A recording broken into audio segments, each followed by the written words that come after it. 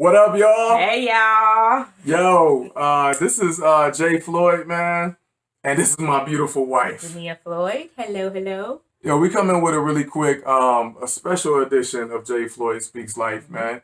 Just wanted to come in and chop it up with everybody. This is kind of like where you review a movie or a TV show. You Yes. get your friends, other couples together. That's what we're doing. Yes. Yeah. And so what we're here to interview is, drum roll, Little Fires Everywhere. Little fires everywhere. You know, we always looking for a show to binge watch. Yes. We had been off of it for a minute, man. We hadn't really had a show. Nope. So I was like, babe, Little Fires Everywhere? And what'd you say, babe? No. Wasn't happening. She shut it down, y'all, for like weeks. Probably like 2 weeks, but still weeks. Right? So finally. He got me. He just turned it on. Yes. It was like, oh, okay. Yes. This is what we're doing. All right. I don't know why you wouldn't, but you know what? I can't really say nothing because we both had the audio book and we both was like, we skipped on it. Nah. Other things came up.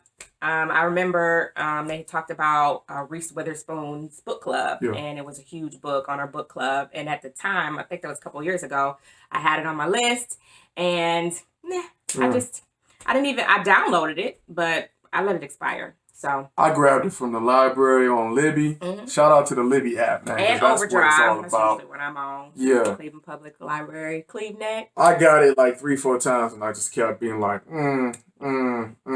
let it go. But we finally got to it, man. Check And it so, spoiler alert. You know what I'm saying? I'll post that up. Don't go past there. Don't go past right here if you ain't watched it or if you plan to watch it. If you ain't finished it. Stop watching. Come back.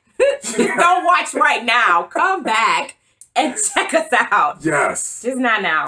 So we really wanted to touch on it because, you know, one of the things that we talked about as soon as it ended, as soon as we saw the final scene, it's like we looked at each other and What was did like, you think? what'd Let's you think? talk about it. And today is Thursday the 7th. Mother's Day is Sunday. And we thought it would be great to kind of really kind of rehash what we thought of the movie while kind of intertwining it with, how we were raised and how it affected us. And, let that go into Mother's Day. Let this be our little Mother's Day special / show review. Because the show is really, and I saw an interview on YouTube with Carrie and Reese, and they both were saying that the show is really about mothers and how there's no really such thing as a bad mother. You got to just look at the details of the struggle of each mother, right? And that's what that show was really about. And it portrayed 4 mothers, if you really think about it, 2 main and then 2 kind of on the periphery. And then, it got kind of deep into their life, man, and how they impacted each other, liked each other, fake liked each other, hated each other. A little bit of all of that at once. Loved each other, supported each other. It was a little bit of all of that dynamic in there, man. And see, the show had, it impacted me a lot differently than how it impacted Jay. I mean, I had the mom that worked a number of jobs to really make ends meet. She was a divorcee, so it wasn't like she, it was 3 kids in the home that she had to help raise and take care of. So, her thing was, hey, I got to do what I got to do. So didn't really see her that often because she was working weekend job. She had something that she worked during the week. She had something different that she worked on the weekends, plus her 9 to 5. And then once we got older, up and into high school, then it was a different hustle. It was let's braid hair. So even though she was home at that point, she was working. She was doing hair the entire weekend. So I could relate to the fact of having a mom that, really did whatever it is that she needed to do to make ends meet. I could relate to a mom that was there when she could be, not necessarily involved in every single little detail. She's not planning out my life. She's going to check in on the important things, but it's not going to be, I'm going to follow you around and make sure everything is planned out the way I wanted to. She kind of just let us live. So some of the aspects of the show I could relate to. I grew up in Maple Heights. When we first moved in '88, you did have the struggles of, we were the fifth Black family on our street. So our house got egged. We had to deal with a lot of the racism there, going to schools, the fights after school, getting off of the bus. And then as the years went, it became really more immersed with Black families. And even now, we're the majority. So I don't live in Maple Heights anymore, but it's kind of interesting to go back when I go back to my hometown to visit my city to see how different it is. It's like completely different now. So just really interesting aspect from what I got out of the show. I thought it was a great show. I thought it was really interesting. My mom was a foster parent, more so once I graduated school. So I got to, see the different aspects of having family, their children come and living with her. Me being the respite person, I would have them at my home different levels of sometimes. parenthood. So I got a chance to see what that may look like if your child is going into a foster care and they possibly are going to be adopted. I have 3 adopted sisters. So I could kind of get an idea and a gist of some of the things that the family may have went through. But that was really kind of it. I didn't have a lot of the different really deep scenarios of It ain't hit you in the story. soul. No, it didn't hit me in the soul like it did my husband, Jay. Yeah. For me, man, it was like, and that was when we stopped at the end and it was like, what'd you think? It was like, for me, it was like, it was like, man, it was like raw.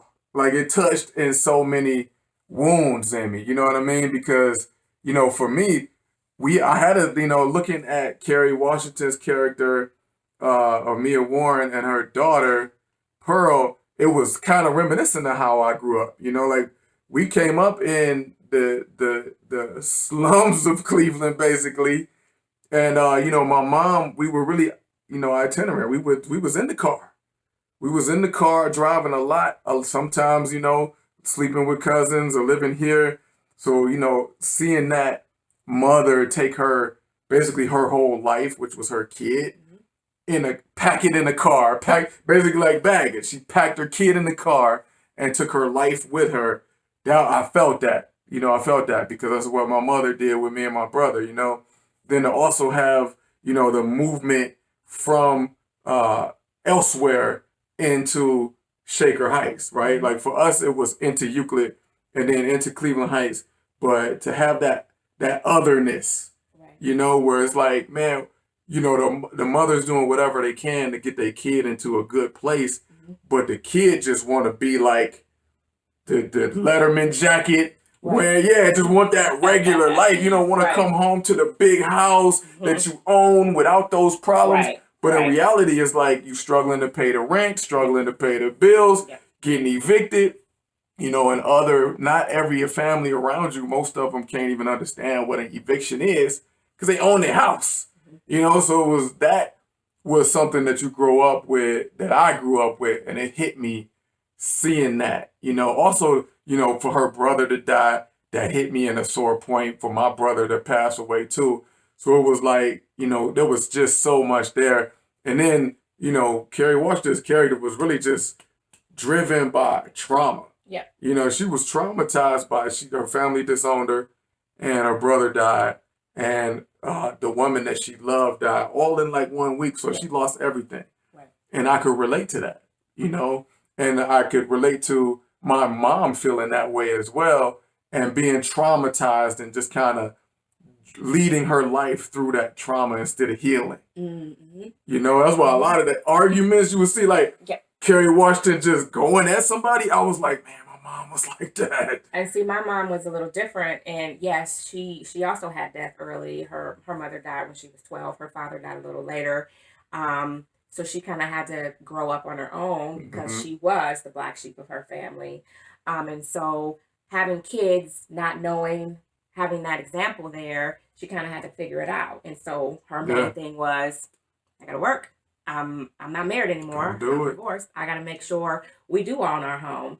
We got to make sure the rent is paid, the mortgage is paid, so we're not having any issues of, having to be out on the street and moving from house to house. And we were very stationary. We lived in Maple from first grade all the way up through me graduating and beyond. So, it was a different experience for me, but Mm-hmm. she could definitely relate if she ever watched the show to some of those different things I'm that sure happened mom would be earlier able on to in life. relate. Yeah. It was and even, thinking back to my mom later in life, being homeless and coming out of the shelters and living in her car. She actually lived in her car in the parking lot of Shaker Heights police station because, Mhm. she sent me, she didn't want me to be homeless, so she sent me to live with my dad. And she wanted to be near me. So my dad lived on Harvard and Lee. So she was like, the best place I can be that's safe, that's near my son, Shaker Heights Police Station. So I'm just gonna post up, So that connection. That's my connection to Shaker, is seeing my mom there, because at the time I was like 17, 18. I used to try to go places. My friends would come pick me up. We would drive past that station. We Yeah. drive down Lee Road and you go past that Shaker Heights police station and I would look up and see my mom's car in there. And it's like, you know what I'm saying? I'm out trying to have fun as a teenager, but you got this connection to so much pain there. Right. That's really difficult. And you feel guilty that, yeah, I'm going to have fun. And here my mom is posted up with nowhere to live, So that's difficult. And that's my emotional connection to Shaker. So watching that show kept rubbing on that. It just kept doing it, Talk about how your childhood with going from different cities and Yeah. the car scene, that was the car itself was a huge thing. The car was big. One of the big things for me is, my mom, we never had like car. You know what I mean? A lot of times we was just on the bus. Then we finally would get like a couple little beaters, little hoopties, and they would just break down. And one time, my mom, she worked real hard, saved up, and we was renting this house in Cleveland Heights. We got like as close to the ring as possible. Yeah. Like this was the pinnacle for our family growing up. She was making like $26,000 a year. She saved up a little bit and she got a car. And it was probably like 4 or 5 years old. But it was like, man, we got a car. Yeah. And she drove this thing forever. And that was the car years later that she was living in when she was homeless. And the crazy part and the most traumatic part is when I tried to start living my life, she let me borrow that car to do what I needed to do, and I wrecked it. I totaled it. Like it was like a situation where the car was so badly mangled, I should have been dead, and they thought I would have been dead in there, but I wasn't even hurt. And so it was like only God's intervention could have helped me out of there. And you were more important than the car. Absolutely. And yes, you felt the guilt of, oh my gosh, the car. You as a possession of her heart is not going to replace a car. I can remember like crying like, this is my mom's everything. Right. Not realizing that I was her everything. Yes. You were the precious thing. The car, yes, she loved it, but she loved you more. Yeah. And that's replaceable. And when I walked in the house and told her that, like, never once did she even think about that car. Like, and she wasn't going to. She never even brought it up. Like, she could have been like, man, we struggling hard because you wrecked my car. Never brought it up. So talk about that. Talk about what your relationship was with your mom, you and your brother, and how that kind of grew as you became older and into an adult. I mean, what was the relationship like as a kid with your mom and then growing up into this teen? Well, you know how it is. Just like you, divorced parents, my parents were bitterly divorced though, right? So my mom was like, take you to court, get full custody. You're never going to see him unless, I feel like it or they say they want to see you. Mm-hmm. So, she was my life, man. She was my whole world because I was the baby. I was 3.5 years younger than my brother. For him, he remembered my parents being married, so he kind of had a relationship with both of them. Okay. But for me, it was like, that's it. So I grew up mama's boy. I watched the shows she watched. I cared about what she cared about. I listened to the music she listened to. That was it. It was to the point where when I started getting like 12, 13, she was like, yeah, she was like, listen, son, you need to go out, talk to some girls. She took me on my first date, man. She was like, who's that girl that called the house? Ask her out. Yeah. I will drop you off. She was trying She's trying to get you to have an identity. She was. Yes. She was, breaking man. that chain, trying to show you some independence. She was, you know, but then my brother died. And when that happened, you know, that sent her into a spiral. Because, you know, she was already traumatized from her upbringing. In Mississippi, it was rough. Up here was rough. 2 divorces was rough. Miscarriages, rough. So when, you know, losing her firstborn child was just like way too much. So at that point, I didn't have any freedom. Right. It was, you know, like I said, spoiler alert, but one of the lines they said in the final episode of Little Fires Everywhere, she said, "Was I the bird or was I the cage?" And man, that hit me right here because it was like, was I the bird or the cage? I don't know. Both. What's the following line? Oh man, she said, "Was I myself or one of my mothers?" That, man, because yeah, I had to ask myself that a lot. And luckily for me, the time that I was going through that, I was 19 years old. So I went off to college. And those chains were torn. They were ripped. Severed. Had to be severed. You know what I mean? Because if it wasn't, yeah, I wasn't myself. I was one of my mother's selves. Yeah. Yep. She had created this thing, and that's who I was. And she wasn't gonna let me be nothing else because she wanted to protect me. I was the bird and the cage. That was it. And, you know, for her freedom and for mine, I had to be away. Unfortunately, she didn't live much longer, but, you know, God don't make any mistakes, man, you know, and things happen the way. One of the things I learned a long time ago, right after my brother passed, everybody lives the exact number of days they're supposed to, man. Nobody dies an untimely death. We just say that. Right. Because we're personally not ready, but Right. God don't make no mistakes, man. No.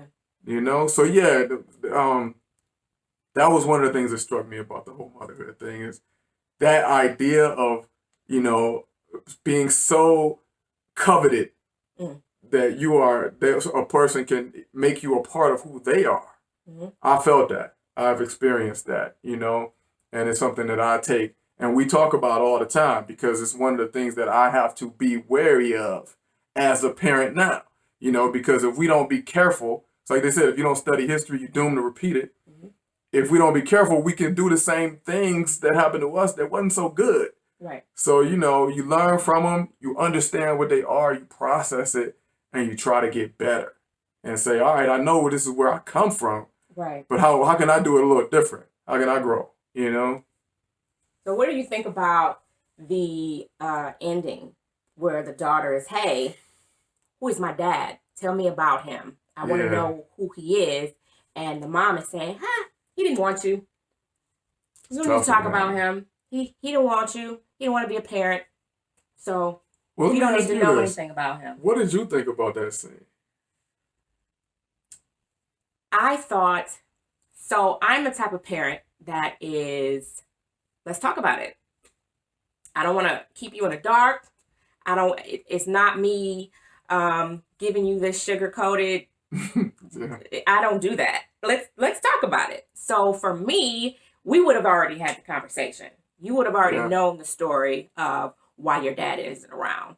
Why, you know, do you want to talk to him? Do you want to get to know him? We would have had all of that out on the table, ready to go for the actual conversation. So for me, you definitely would have. It was like, You definitely would have. because she had to find out. But here's the question, though. That's you from the perspective of the parent.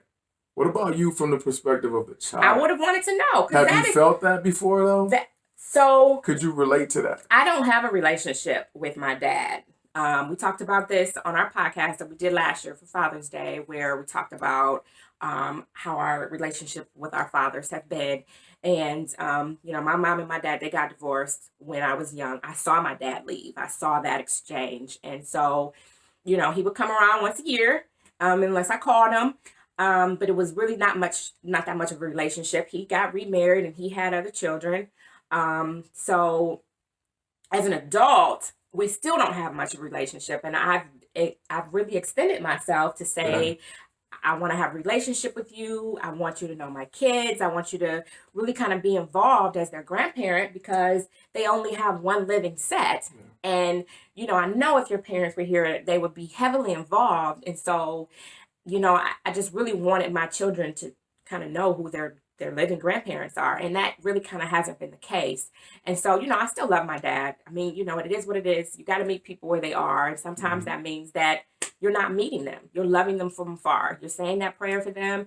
And, I'll send a text every now and then. I'll send pictures to catch up. Yeah. But I mean, I can't force him to want to have a relationship with us. And so I think that, as a child, I would have wanted to know who he was. I would have wanted to know. I would have wanted to experience having a father. I mean, here it is, this daughter, Pearl, she's looking from the outside in. This is the life that she wants. She wants a father. She would love to have brothers and sisters. She would love to have a home, whether it's one of the reasons why a beautiful she was home or not. Family. Exactly. Yeah. She wanted to have that life. And I think that if she was, if her mom hadn't kept her in the dark so much, if it wasn't we got to move, we got to go, we got to, jump, she wouldn't have felt like this in the dark, secluded kid, you know? One of the things I've noticed, about me as an adult and other people and growing up, I think it's really difficult. They always say it's grown folk stuff, right? So what people go through, it's real difficult when the kids grow up for the parents to be like, hey, let me tell you what really went down. Mm-hmm. You know what I'm saying? Let me be honest with you now that you can understand it about what really. Do you feel like you got that in life? Yes, I didn't know what child support was.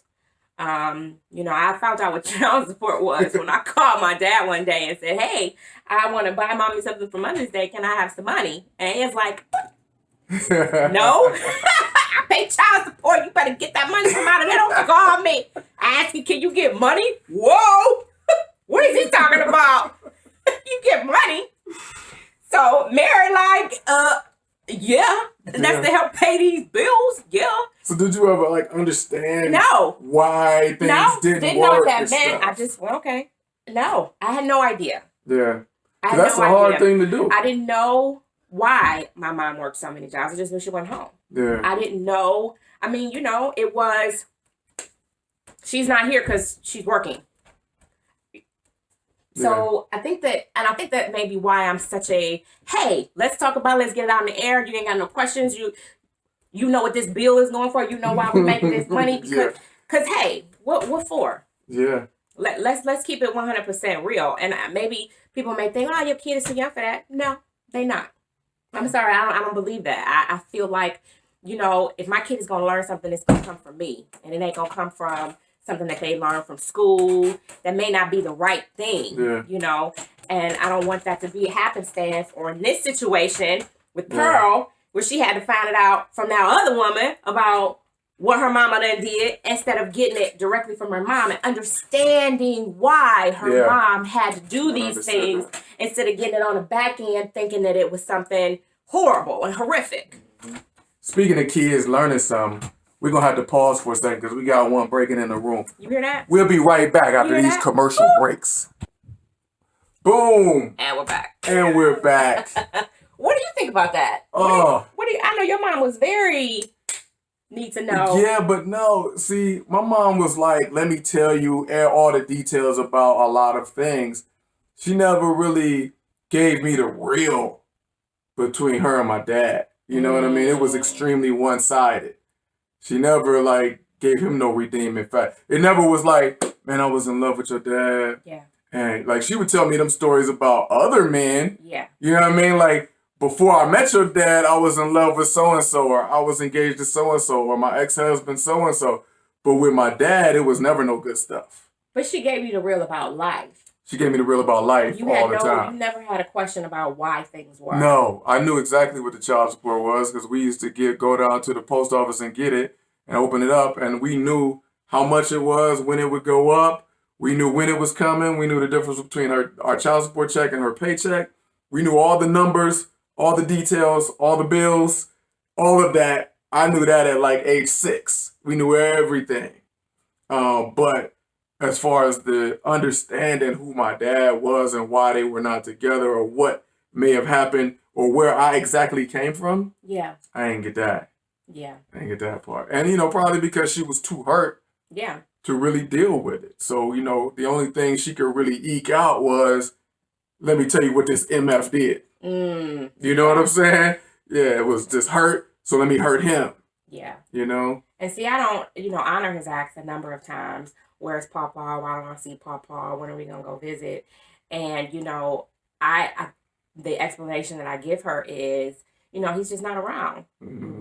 We'll get a chance to see him when we can. It's a tough thing. Right. I don't want to put negative thoughts into her mind because I don't really know what the situation is or why he's not around, and I don't want to assume. Yeah. And I don't want to put anything incorrect in her mind to have her have ill feelings about her grandfather. So I tell her what I know.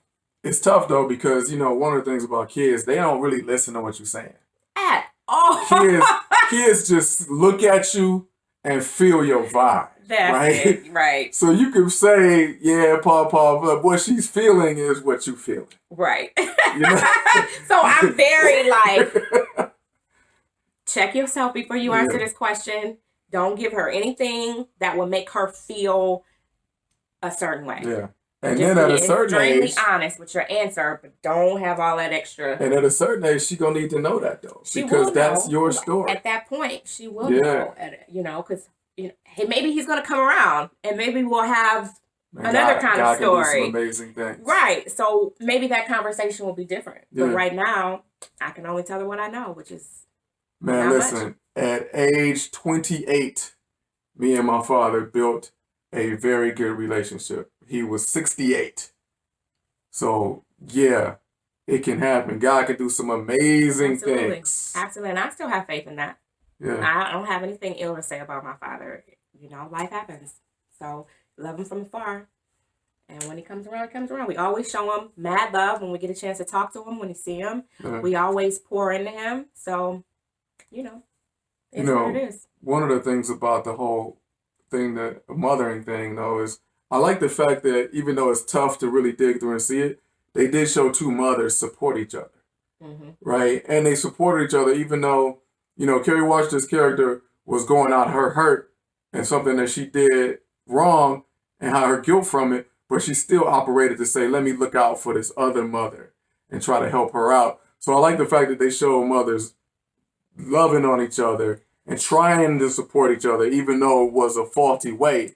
It was trying to support instead of just, because on the surface, you look at this show, even on the poster, you see two women facing off, black woman, white woman. You think that's going to be the entirety, but I love the fact that it was more than that.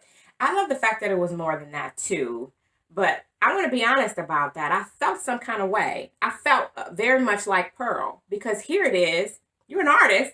Now, granted, they didn't get into talking about how she made her money. So maybe she was selling pieces and then she was getting money from these pieces for them to live. But you just got $500,000. Yeah. But you've been living city to city, house to house. Yeah. How old was Pearl? 16? 16. 14, 15, 16? No, she was a freshman, so like 14, 15. Yeah. 14 years, house to house, city to city, roaming. Yeah. Your kid thinking y'all broke, y'all living in y'all car. I don't understand the logic behind that, and maybe I'm not supposed to. That was the decision that she made. But this woman comes and say, "Hey, I gave my baby up. I want my baby back." You jump in. Yeah, and she helped her. She helped her, but she didn't really think about what that was going to look like. No. She didn't think about Pearl. She didn't think about her life and how that would affect her life, her daughter, the fact that she's going to have to start to open up and be honest and real about some of these things that happen. She's just thinking about this woman. Yeah. And I actually, as a writer and as a story developer, I love that because that's real. She operated out of her trauma. And she got stuck in a cycle of trauma for 15 plus years. Yeah. She was on the run, in a hole, with her daughter as baggage, basically Yes. driving around in a car that was her brother's, that was her last piece of her brother, with a thing dangling, the Statue of Liberty dangling from the front as a piece of New York City, the last place she saw her brother alive. She was clinging to so much pain and so traumatized. She probably didn't have any therapy, no counseling. She didn't even have her parents to go talk to. So she just internalized it. And when you internalize that kind of pain, that's serious level pain. I mean, and it's deeper than that. He was the one who told her not to give her baby up. He was the one. She gave them his He was the first one that name. said this baby may change the world. They renamed. She completely reinvented herself Yes. with a new name. And you got to remember also at the same time, the lady that she fell in love with, which is also, probably something she was struggling with, her own sexuality and what should she do anyway. In the midst of that struggle, more trauma. Right. And that kind of trauma, man, and I'm telling you, I see it all the time. I've lived it. Because she was a virgin when she had that. Yeah. People will go on the wrong direction for years, decades. That's why in the driver's seat, I talk about that. Like, if you're not in the driver's seat, that car is going to be careening, hurting people. It's just going to smash into people because you're not looking at where God wants you to go. Right. And when you're not, God will take that wheel eventually and put you where you need to be, but it ain't going to feel good. And that's what happened with her colliding in the Shaker Heights and into where she needed to be, where things unraveled for her. But sometimes God will be like, listen, if you won't take care of this, tell the truth here, reconcile this, say I'm sorry there. If you're not going to handle it, I'm going to place you where it's going to have to happen. And you ain't going to like the way I do it, but I'm going to clean this up. What'd you think about Reese and Linda? Reese was interesting. She was very interesting because, it was, it's such a tangle. She was such a control freak that she tried to hold it all together. And, it was right in her face. And, she couldn't see it. And I think a lot of it's because she got married with the wrong intentions. Yes. Her whole life was the wrong. Yeah. I mean, it was based off of what someone else wanted for her. She had the wrong intentions in so many things with her children, then not wanting the last one. But overall, she got married with the wrong intentions, which, when you get married, it's one flesh, man. You are building the basis of your entire life. Yes. You're saying this is what my life becomes, a sacrifice to God, a symbol to honor God. And so with her doing that in a way that she was kind of half-hearted for her, it put her and her husband not in the right position. So when she's going off the rails and her husband's not in position to get her back, he's not in position to say what he needs to say. She's not in a position to listen to him. They were just completely out of position because of the way that they built the foundation of that marriage. And they were out of position.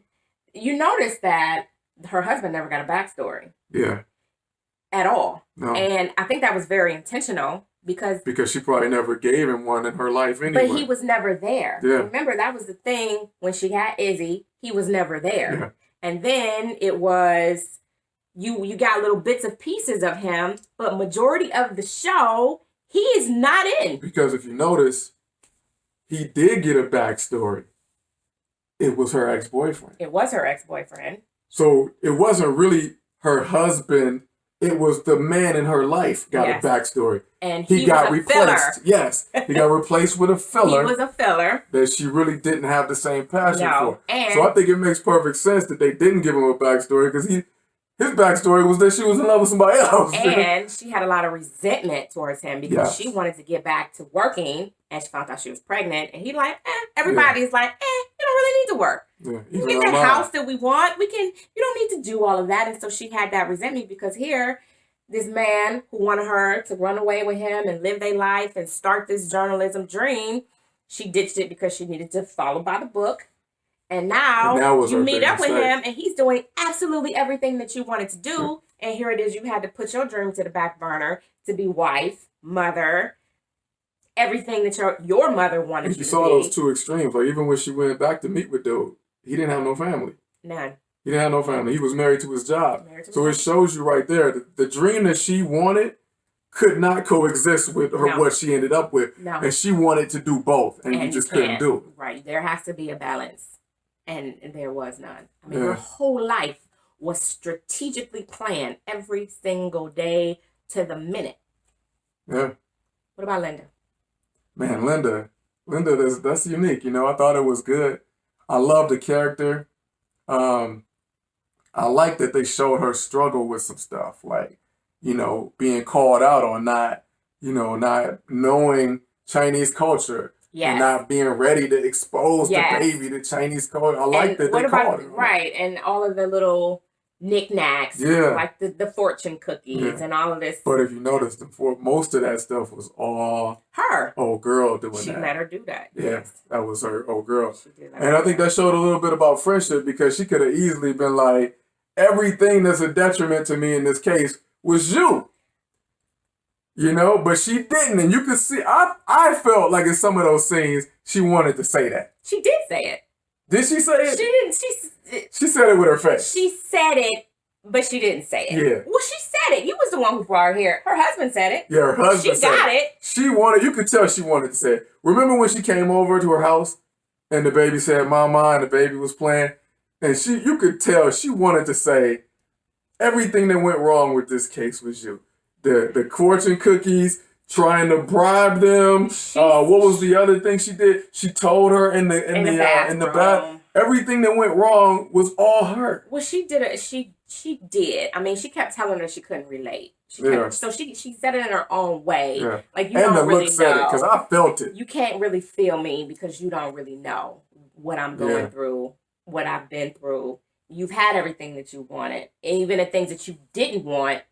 You still have them. She had everything. Yeah.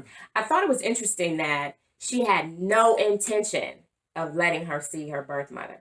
None. Yeah. Whatsoever. Yo. None. That was raw. Because that was the raw thing. and funky. Once you get the adoption and it's in your favor, you have every right to have visitation. You have that right to grant that. I thought it was dope, number one, that the husband knew they was going to win. And you could tell he knew they was going to get down like that. You could tell. Because, man. I think there was a lot of realism to her husband. Yeah, he wasn't there, but he was also the voice of reason. Yeah. He was beat down, though. He died on the hill. He was beat down. You know, they say you pick a hill to die on. He had died on the hill a long time ago. Probably when she went to get that pacifier. Yes. Very much so, yes. Oh, man. I thought it was a good show.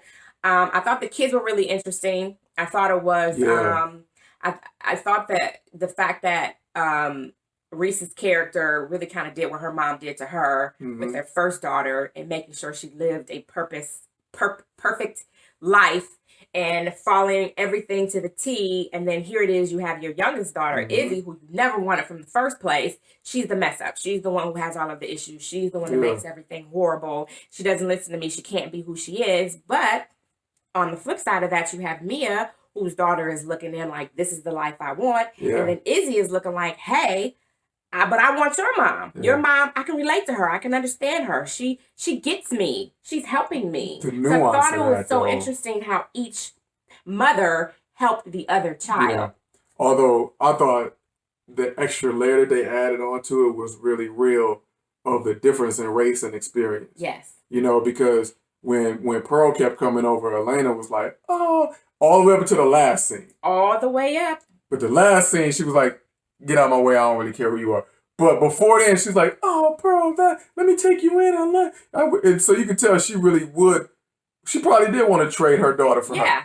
But if you look at how Mia responded to Izzy. She did very frequently. Nope. She kept her at arm's length. No, she let her in. Because remember, she let her in. She never let Pearl in her art studio. But remember when they help her with remember anything. When they wanted love? She wouldn't give them love. Well, she gave Izzy love. She gave Izzy a lot of she let her version of love what she was letting her in the room. And where she was feeling. Yeah, she let her go in the room. End, she was like, all right, back up. Arm's distance. But through her trying to figure out what it was she was experiencing, she really did help her with that. She helped her, but you can see there was no hug. There was no bring it in, let me love on y'all. Even when the one girl had the abortion, she was like, let me help you, but let me call you out on who you are. Well, that was after. That was after she found out what she did. She was kind of like, nah. And then it was, oh, so this is what we doing. Yeah. To me, I think it was telling on who Mia had, what she had been through. Yes. her loss, her pain, she didn't bring people close. Elena was like, "Oh, Pearl, But come she here." let that. But she let. Oh. What was the lady's name from the restaurant? Oh, BB. BB. She let her in immediately. She did because she thought she saw herself She in it. was her. Yeah. Yeah. Oh, we're losing y'all. We can't be losing y'all, man. Y'all gotta stick with us here, man. Don't go nowhere. I also hi. We're sinking. There we go. I also thought it was really interesting. Oh man, I lost it. You lost your train of thought? It's okay. It'll come back. It's almost time for us to wrap up anyway. We were talking about BB, weren't we? We were talking about BB. I thought it was interesting that she took the baby at the end. Yeah. You know the one thing I thought was interesting about that? What is she, a cat burglar? How she break in that easy and get away? Ain't no alarm. That easy, though? Just as easily as she got in their house the first time. Facts. Who knows what she did? She probably climbed the window. Who knows? Facts. They probably didn't walk their door. Maybe she picked it, boop, in and out. I thought it was interesting that mama knew. Yeah. Mamas know. She do. knew something was wrong. She did. And her husband was like, we can rest now. Yeah. It's all good. Don't worry. Yeah. But she was about to get up and get her baby. She was. But mama said, nope. My baby? I'm going to come and get my baby? How long that lady got to run? So the question has been, she did. So the question has been, are they going to do season 2? And apparently, shout out to my former teacher from Heights, Miss Ballard, who posted on her page that the creator said they might. It's open. They don't know. It was originally only supposed to be a one and done because it's supposed to mirror the book, but now they're trying to figure out maybe they will. We have not read the book. Jay is reading it now. I am on the waiting list. We're doing audio. So we're going to come back. So we'll come back with our review because we've heard that it's not the same. They did change some things up. 10 things. I thought the kids were, like I said, really interesting. I'd love to really kind of dig more into what the differences are with them in the book as opposed to the characters. And I thought it was actually good. Moody and Trip, I thought that it was really interesting. That was a nice twist. I thought it was because Pearl was like, oh, Moody, really good friends, but what's up with Trip? We're going to have to come back I like how everybody kind of, play him off as the, nobody, you're not smart, you're not bright, you're just the face. All of them. The kids were a great dynamic, man. And we can't forget about the interracial with the oldest and her boyfriend. Yeah, and how she got pregnant and she got rid of that baby. All right. And how she... So we're going to have to come back and do part 2 on this. Because it was deep. Y'all let us know. Comment under there, man. Let us know what y'all think. You know what I mean? Leave us your thoughts. And if y'all got questions, her paper, so y'all she want us can have to hit some on life something experiences else, to get into Yale. do that. How they do us like that. They take our stuff. But in the meanwhile, enjoy y'all's weekend. Enjoy y'all Mother's Day. Happy Mother's Day. Hug your mother if she's around. Yes. Say a prayer if she's not. You know what I mean? Go stop in the driveway if we got this quarantine going on. So if you can't give hugs, make sure you stop by, say hi. Absolutely. Show some love. Because if you're not a new day, and if you're not in a good space with your mom, think about reconciling that. Anybody, you know what I mean? Mom, family member, anybody. Tomorrow's not promised. So, say those prayers, get that out, and do your part. Yeah, let God hold that. His hand's big enough. All right, y'all. So this is Jay Floyd. And my Dennia beautiful Floyd. wife, Dennia. Thanks for joining us. Join us again, man. And comment.